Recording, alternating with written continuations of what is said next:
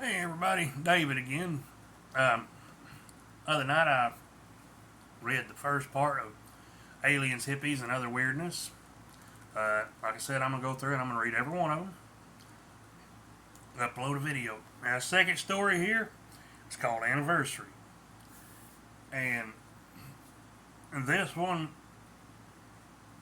it some people it might get to. It deals with, it's nothing bad. It deals with a loss. But anyway, I hope y'all enjoy it. Anniversary. Clovis Green sat up in his bed just before the alarm clock could start blaring. As was his custom, he slid it off and slid out of bed. Today was an important day, and he had a strict schedule to keep. After showering, he quickly dressed. The buzzing of his cell phone broke his concentration. "Agent Green," he said as he answered the phone. "Hey, Clovis, this is Harold. Look, I know you requested the day off and all."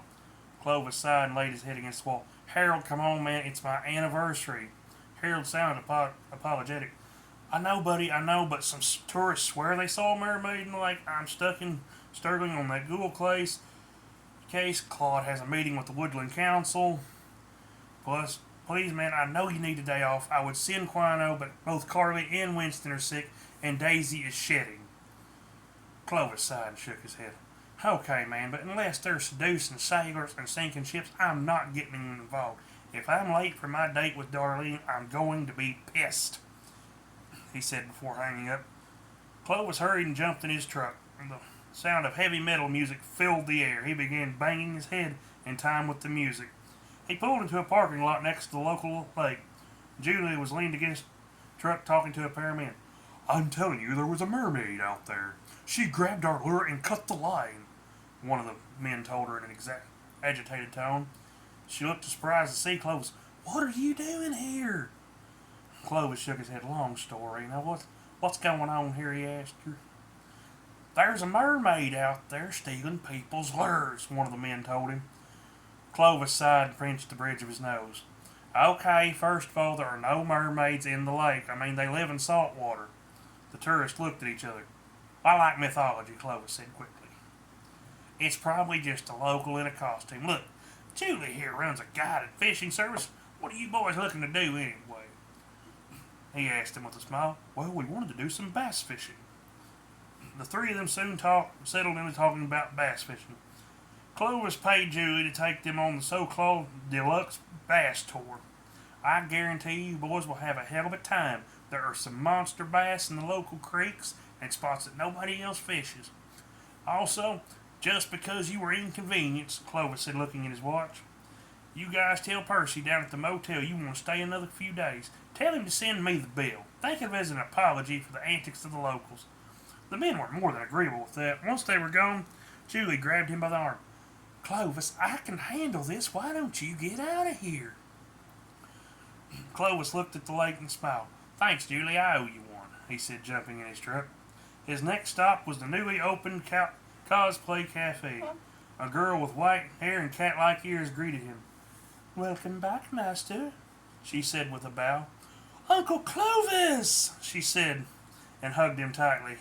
He chuckled and hugged her in return. "Hey, Keita, I called in an order yesterday," he said, rubbing the back of his neck nervously. Seeing the young, attractive girl in the maid outfit was nice and all, but Clovis was a married man and a bit of a gentleman. She smiled and bowed before disappearing into the kitchen. A woman with long, dark hair came out carrying a basket.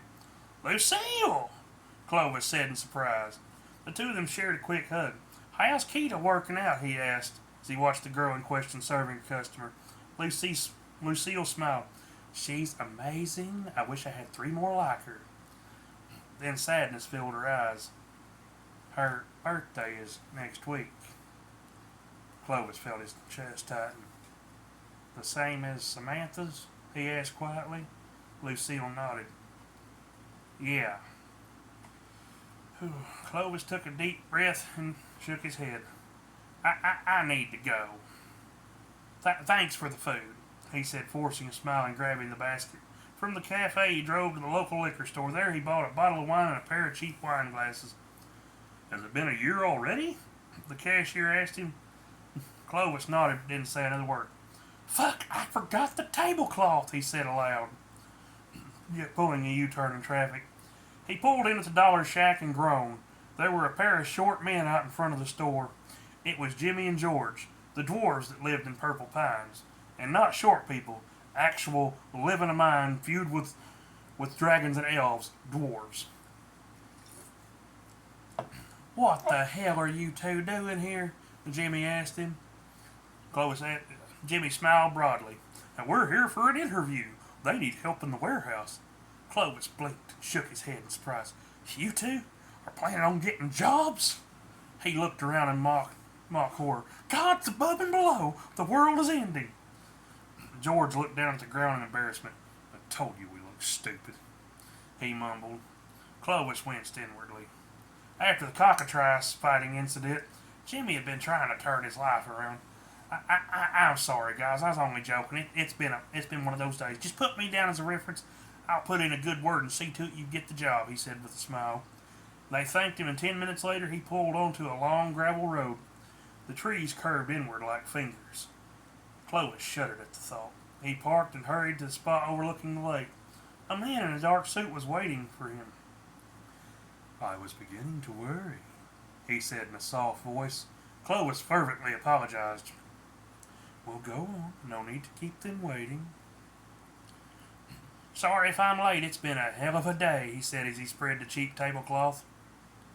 It's fine, dear, a young woman with blonde hair replied. She wore a white cotton dress and wide-brimmed straw hat. Daddy! A young girl said excitedly. She had on a dress and hat like her mother's. Clovis smiled and ruffled her hair. They spread the tablecloth and poured the wine. The three of them laughed and watched the water. After a few hours, Samantha was asleep. I wish it could always be this way, Darlene said as she leaned against her husband's shoulder. He nodded. I know, dear. She looked at him and smiled sadly. Clovis, it's okay. He shook his head and fought back the impending tears. It's my fault, he said in a rough voice. If I had been there. She stopped him with a gentle kiss. Clovis, enough. You have to stop torturing yourself. We know how you feel and we both still love you. Nothing that happened is on you, she said, wiping the tears from his cheeks. Now hush and let us enjoy our time together, Darlene said quietly. He lay next to his wife and daughter. Daddy, Samantha said quietly, can we go to the fair next week? Clovis swallowed hard and nodded. Sure thing, baby. We'll go every day and stay till they close. She smiled and hugged him tightly. I love you, Daddy. I love you too, baby, he said quietly. He closed his eyes and held his wife and daughter. Clovis? A confused voice said from behind him. He jumped in surprise. The sun was setting low in the horizon and he was alone again. Harold! Wino! He said, rubbing his eyes. What are you two doing here? He asked as he hurried to hide the picnic supplies. Harold and Quino both looked uncomfortable. It's been a year today since the incident. Clovis looked over at the small chunk of obsidian. Oh, gotcha. I'll see you in the morning, he stammered quickly as he left. Harold and Quino watched him curiously. I think maybe he needs to stop working so much. It's not normal to have picnics in a graveyard, Harold said with a smile. Dear, come look at this, Quino said quietly on the verge of tears. Harold joined her and gasped. Clovis had been sleeping between a pair of graves. Harold read the stones and felt tears fill his eyes. Darlene Marie Green, mother, November 1978, March 8th, 1999. Samantha Layla Green, daughter, March 11th, 1990, March 8th, 1999. Gone from this world, but not from our hearts. From that day on, Clovis had that day of the year off no matter what was going on in the office. Well, guys, I hope y'all enjoyed that one. Kind of a twist there. I know you didn't see it. That one got to me right. But That's a that's a story for another time. But that's from Aliens, Hippies, and Other Weirdness. If you'd like a copy of the book, I'll post a link in the comments. Go to Amazon, buy it, or download it, or go to the White County Library here in Arkansas and check it out, But y'all have a good one.